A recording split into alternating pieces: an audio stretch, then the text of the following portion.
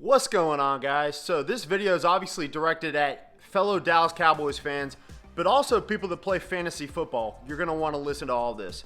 So first off, Blake Jarwin is a bad dude, guys. I saw this guy play 2 years ago.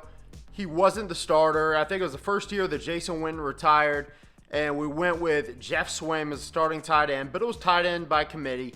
And towards the end of the season, Swaim got hurt, I believe, and Blake Jarwin really started to take over and show what he's capable of. It was that Week 17 game in 2018 against the New York Giants when Jarwin had almost 120 yards and 3 touchdowns, and that's just a sign of what's to come. I think last year he was held back by Jason Witten returning, and I'm not going to make this video anything negative about Witten. Witten's a first ballot Hall of Famer in my opinion, and he's one of the greatest Dallas Cowboys to ever play football. Love the guy. Think he's a true leader. But this is about Blake Jarwin, and the man is explosive. So he's 6'5", 250. I would talk about his 40 time, but guys, I didn't look his 40 time up because it doesn't matter what his 40 time is. The dude's fast on the field. On film, his speed shows, and that's all that matters. Guy's explosive, and he's quick.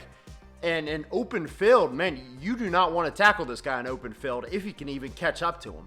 Now, going into this season, he's not going to get a million opportunities, but he is clearly, without a doubt, the number one tight end and by far the best catching, receiving tight end on the roster.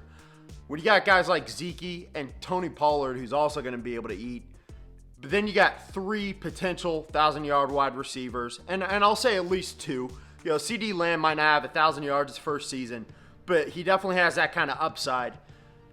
Everybody's going to eat because you're not going to be able to double team anybody, and you're not going to be able to focus and practice all week if you're the other team on anybody in particular. And tight end's probably the position more than anybody that's going to get opportunities as far as being left open goes. Teams are going to still try and focus on Amari Cooper because he's that good, and Ezekiel Elliott because he's that good. Blake Jarwin's going to get opportunities where he's just got wide open space, and let me tell you, he is a dangerous threat in that position. He's already built some repertoire with Dak. I mean, he had 300-something yards last year and 3 touchdowns, yet he played half the snaps as Jason Witten.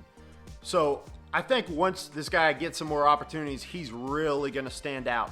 Like I said, he's not going to have Travis Kelce numbers, but we'll talk about fantasy in a second. The only other thing I want to point out, last season in 2019, with Jason Witten starting, Blake Jarwin still did have 8, I believe it was 8, 20-plus yard receptions.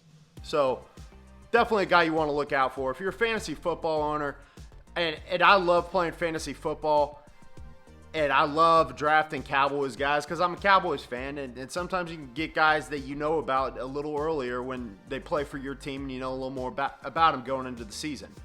Like my buddies that are Jags fans, sometimes they'll draft the hole-in-the-wall Jags player we've never heard of. But anyways, you're going to want to draft your Travis Kelce's of the world, your Zach Ertz's first at tight end. But I'm telling you, if you're looking for a second or even potential third tight end on your roster, depending on how deep your league is, Blake Jarwin's a really good guy to look out for, and I just keep him on the roster maybe as a third tight end as a potential trade for the future. Because like I said, teams are going to focus on other guys. They're going to focus on Amari Cooper. They're going to realize they can't guard Michael Gallup one-on-one. Lord knows what they're going to do with Cedarius Lamb. Guys like Blake Jarwin are going to stand out. So that's pretty much going to do it for today, guys. Do me a favor, like, comment, subscribe, but leave me your thoughts on Blake Jarwin and if we're going to have a positive tight end group this year, if he's going to be the guy that really stands out. I definitely think he is. Appreciate your support, guys. I'm out. Peace.